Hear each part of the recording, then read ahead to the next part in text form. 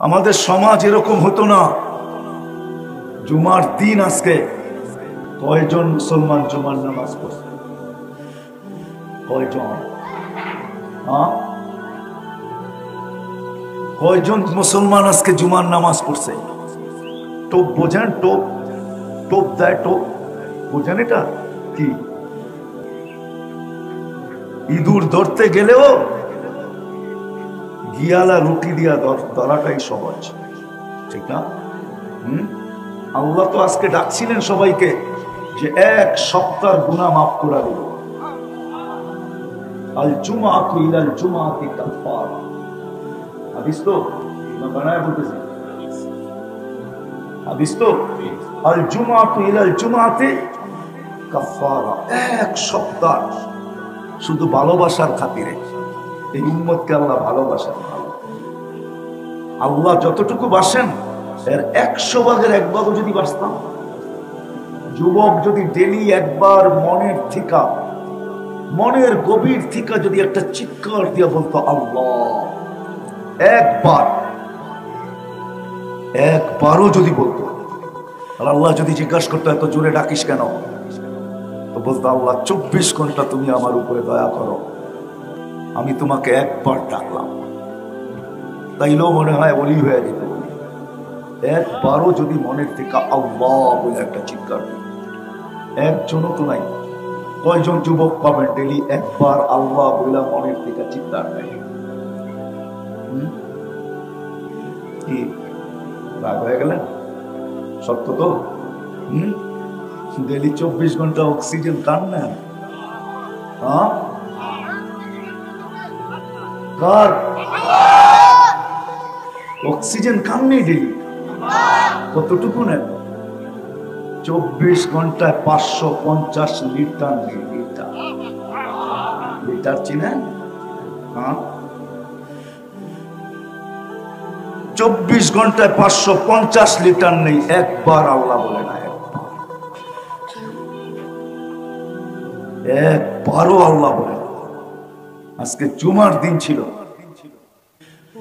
পুরো সপ্তাহের গুনাহ মাপের আয়োজন ছিল। আজকে আয়োজন কার পক্ষ থেকে? কয়জন জুমায় গেছে? এখানে লোক আছে জুমার নামাজ পড়ে নাই। রাগ হয়ে গেলেন? এক সপ্তাহ গুনাহ মাপের প্রস্তুতি নিয়ে আল্লাহ ডাকছিল। আল জুমাআতু ইলাল জুমাআতি কাফারা, আস-সালাতু ইলা সালাতি কাফারা, আর রমাদান ইলা রমাদান কাফারা। কয়জন আসছিল জুমার নামাজ? ডাকছিলেন আল্লাহ, ভালোবাসার ব্যবস্থা করে রাখছিলেন। ভালোবাসেন, এই জন্য এক সপ্তাহ গুনাহ মাফ করতে চাইছেন। ভালো যদি না বাসতেন তাহলে এক সপ্তাহ গুনার মাপের আয়োজন করে ডাকতেন না, তাইলে তো ডান্ডা নিয়েই ডাকতেন। নাইলে আল্লাহ ডাকবে, আপনি আসবেন না, আর অক্সিজেন ব্যবহার করবেন আল্লাহ। কার অক্সিজেন? বাংলাদেশ সরকারের, ঠিক না? আমেরিকান সরকার। কার অক্সিজেন? নেন কোনটা, ছাড়েন কোনটা? কোনটা নেন? পিউরটা নেন, ছাড়েন কোনটা? ওটা রিফাইন করে কে? কোন জায়গায় প্রজেক্ট লাগাইছেন ওটা রিফাইন করার জন্য? 1 মিনিটও তো ভাবি না। আমি ডাক্তারি পড়াইতে আসি নাই, পড়াইতে আসলে অনেক কিছু শোনাইতাম। তো যেটা বুঝাইতেছিলাম, যাদের জন্য আজকের আয়োজন আর আমরা একত্রিত, বাবার বিষয় তারা কি নিয়ে গেল? দুটা তো দেখাইলাম। দুনিয়ার সবচেয়ে সস্তা কাপড়, হাত দুটা খালি, হাত দুটা খালি। আর কিতাবের কথাই সত্য। মৃত্যু হওয়ার সাথে সাথে ফেরেশতা ওই বাড়িতে ধ্বনি দেয়, আওয়াজ দেয়, যাহাবাতিল আমওয়াল, তোমার সব অর্জন হাতছাড়া। তোমার সব অর্জন, অর্জন বোঝেন? সারা জীবন খাইটা ছোট একটা বাড়ি হাতছাড়া। সারা জীবন যা অর্জন করছিল সব হাতছাড়া। একটাও এখন থেকে তোমার না। না মৃত্যু ব্যক্তির, সত্য তো? হ্যাঁ, কি নিয়ে গেছে আমি 2-4টা দেখাইতেছি আপনাদেরকে, তাইলে পরেরটা বুঝে আসবে, নাইলে বুঝে আসবে না। ওয়াজ প্রতি বছর হইতে হইতে হইতে হইতে শততম হয়ে যাবে, কিন্তু জীবনে চেঞ্জ আসবে না, চেঞ্জ পরিবর্তন আসবে না। আর যদি পরিবর্তন না আসে তাহলে জীবনটা কাটবে, করবে না, জীবনটা কাটা যাবে কিন্তু জীবনটা করবে না। সম্পর্কগুলা থাকবে কিন্তু কোনো মজা থাকবে না। যেমন আজকে সম্পর্ক আছে কিন্তু কোনো মজা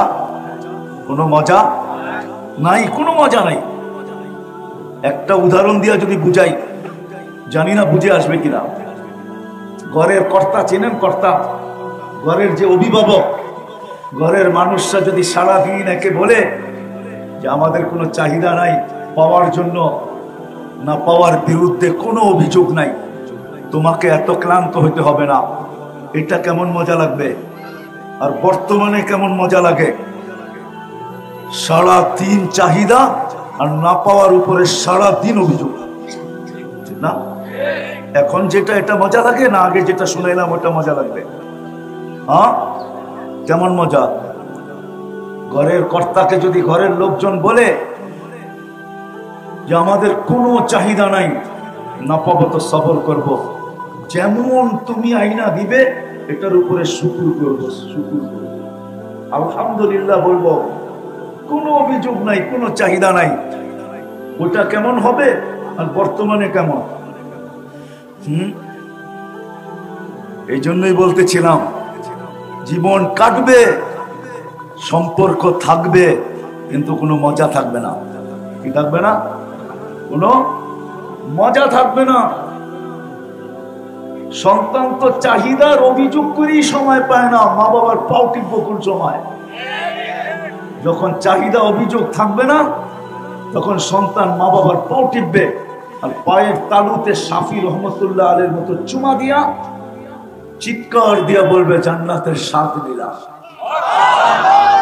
শাফি রহমতুল্লাহ আলাইহির মার পায়ের তালুতে চুমা দিতেন, টিপতে টিপতে পায়ের তালুতে মাকে ঘুম পড়াইতেন, তেল আর পাও টিপা, আর মাঝে মাঝে চুমা দিয়া হাসি দিতেন।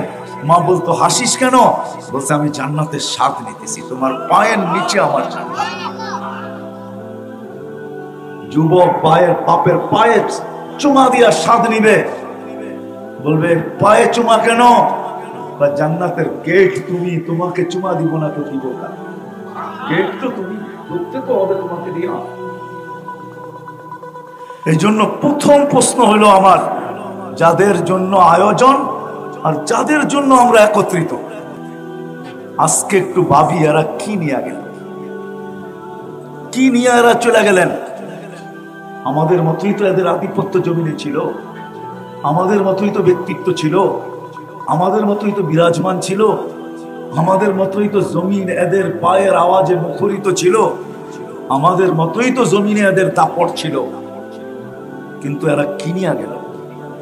এই জন্যই ফেরেশতা বলেন জাহাবাতিল আমওয়াল, সব অর্জন তোমার হাত ছাড়া। আরো অনেকগুলা কথা বলেন, আমি একটাই বললাম, সব তোমার হাত ছাড়া। বাকিয়াতিল আমাল, তুমি যেটা নিয়ে যাবে ওটা তোমার সঙ্গে আছে, ওটা কেউ চোখে দেখে নাই, ওটাকে চোখে দেখা যায় না, তোমার কাপড়টা দেখা যায়, দুনিয়ার সবচেয়ে সস্তা, তোমার হাত দুটা খালি দেখা যায়, তুমি যা অর্জন করছিলে সব কিছু হাতের থেকে বাহির হয়ে গেছে দেখা যায়, কিন্তু তোমার সাথে যা আছে তা দেখা যায় না। বাকিয়াতিল আমাল, এরা আমল নিয়ে গেছে। তারপরে ফেরেশতা বলেন ইনকানা খায়রা, যদি ভালো হয় তো দুনিয়া আর কি দেখবে, তুমি সচক্ষে দেখবে ভালো কাকে বলে। ওটারও একটা চিত্র কিতাবে আছে, হাদিসে আছে, কোরআনে আছে, ওটারও একটা চিত্র আছে, চিত্র ছবি আছে, ছবি। আল্লাহ শুধু বলেন না, আইকা দেখায় দিছেন, একটা আঁকা ছবি আছে, একটা চিত্র আছে, চিত্র কি নিয়ে গেল সাথে, ভালো হইলে কেমন ভালো, খারাপ হইলে কেমন খারাপ, এটা দুটাই চিত্র আছে। যদিও আল্লাহ রসুল দুইটা শব্দে বলছেন, রাউদাতুম মিন রিয়াদিল জান্নাহ, ভালো যদি হয় তো জান্নাতের বাগান, খারাপ যদি হয় হুফরাতুম মিন হুফারিন নার। দুটা শব্দ বলছেন, বেশি লম্বা শব্দ বলেন নাই। এই দুটা শব্দেরও আবার ভাঙ্গা ভাঙ্গা আছে, অন্য জায়গায় বিস্তারিত আছে। নাইলে জালালউদ্দিন সুয়ুতী রহমতুল্লাহ আলাইহি কেন লিখবেন যে প্রস্তুতি নিয়ে গেল কবরের কাছে লাশ নিতে দেরি। জালালউদ্দিন সুয়ুতী রহমতুল্লাহ আলাইহি লিখছেন লুবাবুল হাদিস আলা কাউলিল হাসিস কিতাবে, ওই কিতাবে উনি লিখছেন কবরের পাশে লাশ নিতে দেরি, কবর চিৎকার দিয়ে বলতে দেরি করবে না, ইদান উহাব্বিল লাকা বাতনি খাদরা, তোমাকে রাখতে দেরি, আমার পেটটা সবুজ শ্যামল হতে দেরি, ওয়া ইউহাব্বিল জিসমাকা নূরা, তোমার শরীর নূরানি হতে দেরি, ওয়া ইয়াসআদ রূহুকা ইলা আল্লাহ, তোমার রূহ আল্লাহর সান্নিধ্যে চলে যাবে। কি নিয়ে গেছে এটা তো আমরা দেখছি, দুনিয়া আলাদা কতটুকু এটাও আমরা জানি। যদিও পিছের কথা আবার পিছে নিয়ে যাইতেছি, দুনিয়া আলাদা কতটুকু সঙ্গ দেয় এটা আমরা ভালো মতো চোখে দেখি। সত্য এটাই, 2020 আমাদেরকে বাস্তব রূপটা আমাদের সামনে তুলে ধরছে। করুণা লগ্নে সমস্ত পরিচয় গুলাকে সুস্পষ্ট করছে। আমাদের বিবেকের উপরে কুড়াল মারার জন্য করুণা আসছে, নাইলে করুণা আসতো না। আমাদের বিবেকের পর্দাকে খোলার জন্য আসছে। শত কোটি টাকার মালিক মারা গেছে, সন্তান দাফন কাফন তো দূরের কথা, শেষ দেখাটা পর্যন্ত লিখে নেয়। শেষ আমি নামও জানি, নাম বলতে পারবো। বাংলাদেশের বহুত মানুষ চিনবে, সন্তান মা বাবাকে নিক্ষেপ করে চলে গেছে, না যায় নাই? সম্পর্কগুলা কত নিষ্ঠুর। এই জন্যই বলতেছিলাম জীবনটা কাটবে, গড়বে না। সম্পর্কগুলা থাকবে কিন্তু মজা হবে না, কোনো মজা হবে না। এই জন্য প্রথম ভাবি যারা, যাদের জন্য আজকের এই আয়োজন, কবরবাসী, কবরবাসীর জন্য আয়োজন, এরা কি নিয়ে গেল এটা ভাবি। পরের প্রশ্নে আমি যেতেছি, আরো একটা প্রশ্ন আছে, কি নিয়ে গেল এরা? কিতাবের কথাই সত্য, আমল সাথে নিয়ে গেছে। ভালো হইলেও একটা চিত্র আছে, খারাপ হইলেও একটা চিত্র আছে। একটা প্রতিচ্ছবি আল্লাহ রসুল তুলে ধরছেন, খারাপ হইলে কেমন হবে। শুধু যদিও এক শব্দে বলছেন হুফরাতুম মিন হুফারিন নার, জাহান্নামের গর্ত হবে, গর্ত। সত্য এটাই। একজন তো ঘুমাবে কিয়ামতের সকাল পর্যন্ত, এটা একটা চিত্র। যদি ভালো নিয়ে গেল তাহলে একটা চিত্র আছে, ফেরেশতা বলবেন নামকা নওমাতিল আরুস, নতুন দুলার মতো কিয়ামতের সকাল পর্যন্ত ঘুমাইতে থাকবে। এটাও একটা চিত্র। কিয়ামতের সকালে ফেরেশতা উঠাবে, পর মারবে আর উঠাবে, বলবে ইয়া ওয়ালি আল্লাহ, আল্লাহর বন্ধু ওঠ। ওইটাই বিলা হয়ে যাবে। বিলা বোঝেন? বিলা বোঝেন না? আপনার তো ঢাকায় মানুষ, বুঝার কথা তো, ঠিক না?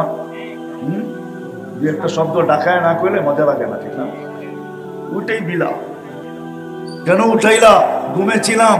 ফেরেশতা রাগ হবে না, আসবে আর বলবে কিয়ামত হয়ে গেছে। ফজরের পরে উঠাবে, সুবে সাদেকের পরে। আচ্ছা কোথায় যাব? তো বলবে তাহতা আরশির রহমান, সিধা আল্লাহর আরশ। কেন? ওইখানে গ্যালারি ভাগ করা আছে, 7টা গ্যালারি হবে, সাবাআতু, 7টা গ্যালারি হবে। গ্যালারি বুঝেন? স্টেডিয়ামে গ্যালারি থাকে, ঠিক না? থাকে না? প্লেনও থাকে, ইকোনমি থাকে, ঠিক না? ফার্স্ট ক্লাস থাকে, ভিআইপি থাকে, গ্যালারি থাকবে। গ্যালারিতে যে উঠবে, কিন্তু যাওয়ার সময় ফেরেশতা কানে কানে বলবে তাড়াতাড়ি চলো, তোমার নাস্তা ঠান্ডা হয়েছে, তাড়াতাড়ি। গরম গরম খাইলেই মজা ভিন্ন। জিজ্ঞেস করবে কি নাস্তা? জান্নাতের মাছের কলিজার কাবাব আর জান্নাতের রুটি। দুনিয়ার মাছের কলিজার কাবাব না, জান্নাতের মাছের কলিজার কাবাব। খাওয়ার পরে বুঝবেন ওটা মজা কিরকম, এখন মজা বোঝানো যাবে না। দুনিয়ার মাছের কলিজা দিয়া ওই মাছের কলিজার মজা বোঝা যাবে না, ওইখানে যাওয়ার পরেই বোঝা যাবে কিরকম মজা। এই তো একটা চিত্র। আরেকটা চিত্র আছে, কিয়ামতের সকাল পর্যন্ত সজাগ থাকতে হবে। জাহান্নামের দুর্গন্ধ আর ধোঁয়া আসতে থাকবে। কিয়ামতের সকালে উঠাবে, সম্বোধন হবে কুমিয়া আদুল্লাহ, আল্লাহর দুশমন। এটা একটা চিত্র। তো যেটা বুঝাইতেছিলাম, বাবা উচিত আমাদের খুব ধ্যানের সাথে কিন্তু শুনলে কথা বুঝে আসবে। ধ্যান। আজকে দিনই কথা শুনি, কিন্তু মনোযোগ দিয়ে শুনি না। মনোযোগ দিয়ে যদি শুনতাম, তাহলে সাহাবাদের মতো আমাদেরও কালার চেঞ্জ হইত। সাহাবারা মনোযোগ দিয়ে শুনতেন, নাইলে কোরআন কেন বলতেন ফাসতামিউ আনসিতু লা। দিনই কথা কিভাবে শুনবে, কোরআন হাদিসের কথা কিভাবে শুনবে, তো কোরআন এই কথা কোনোদিন বলতেন না, ফাসতামিউ ওয়া আনসিতু লা। কোরআন এই কথা কোনোদিন বলতেন না। দিলের কান দিয়া শুনো, মন লাগায়া শুনো, তাইলে তোমার ভিতরে রে যাবে। রে রে রে রে বোঝেন? আজকাল কিডনির পাথর, পিত্তের পাথর ক্রাশ করে রে দিয়া আলো দিয়া, আগের মতো ওরকম কাইটা ফাইরা ছিঁড়া করতে হয় না। আরে বোঝেন আমার কথা? রে রে রে। লেজার লাইট দেখেন না, পুলিশদের হাতে থাকে, তখন ভিতরে যে রে লাগবে। রে, এই শক্ত দিল আস্তে আস্তে নরম হবে, তখন যুবকেরও চোখে পানি আসবে। আর যদি এক ফোঁটা গড়ায় পড়তে পারে, কসম খোদার ওই মুহূর্তে ওলি হয়ে যাবে। ওলামায়ে কেরাম বলবে এত বড় কথা কেন? এটা কি সত্য না? আল্লাহর ভয়ে যদি মাসির মাথার পরিমাণ পানি ফেলে, তাহলে ওই চক্ষু কোনোদিন জাহান্নামে যাবে না, তো জান্নাতে তো ওলি যাবে, দুশমন যাবে নাকি? কি সত্য তো? হ্যাঁ, এই হাদিস তো সত্য। হ্যাঁ, এটা ওলি বলতে অসুবিধা কি? ওই চক্ষু আর জাহান্নামে যাবে না, সে আল্লাহর ওলি। যুবক ওলি হবে, ওলি। বাবা উচিত আমাদের, যাদের জন্য আমাদের এই অবেলা একত্রিত হওয়া, অবেলার আয়োজন, এরা কিনিয়া গেল। একটু চিত্র আমি তুলে ধরলাম, এরা কিনিয়া গেল। কি নিয়ে গেল এরা দুনিয়ার? আসেন দ্বিতীয় প্রশ্নে। আমরাও যাত্রী, আমরাও যাত্রী, বুঝেন? আমরাও কিন্তু যাত্রী। যেদিন জমিনে পা দিতে দেরি, আমাদের যাত্রা চলমান হতে দেরি হয় নাই। আমরা যাত্রী। কে কখন গন্তব্যে পৌঁছবো জানি না, কে কখন গন্তব্যে পৌঁছবো জানি না। কেন যাওয়ার কোনো সিরিয়াল আল্লাহ রাখেন নাই। তাইলে আল্লাহ আল্লাহ কবি এই কথা, আল্লাহ কোনোদিন এই কথা বলতেন না। আল্লাহ বলতেছে, আল্লাহ শাবাব লা ইয়াক্তারুকা শাবাবুকা কাম মিন শাব সাবাকাকা ইলাল মাউত। যুবক, যৌবন যেন, যৌবনের জোয়ার যেন তোমাকে উদাসীন না করে, যৌবনের তরঙ্গ যেন তোমাকে মাতাল না করে,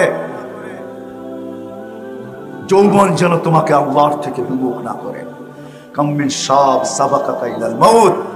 কত যুবক কিন্তু আমরা যৌবন সহ কবরের উপরে শোয়াই আছি, ঠিক না? সত্য তো বুঝে আসে?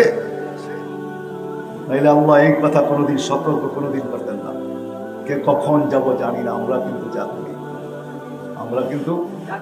আমরা কিন্তু কে কখন গন্তব্যে পৌঁছবো জানি না। বসতে দেরি, উঠাইতে দেরি করবেন না। দুনিয়ার কোনো প্রতিরোধ কাজে দিবে না। সমগ্র দুনিয়ার মেশিনও যদি, টেকনোলজি, প্রতিরোধ ক্ষমতা যদি সব একত্রিত করা হয় আর ওই ব্যক্তিকে মধ্যে বসানো হয়, তারপরও আল্লাহ বলে আকাশ না আবু বাক্তাতান, সময় আসতে দেরি, তোকে ছো মারতে দেরি করবো না। ছো মারা বোঝেন তো? চিল কাপ যেরকম ছো মাইরা নিয়ে নেয়, তোমাকে এরকম ছো মাইরা উঠাবো।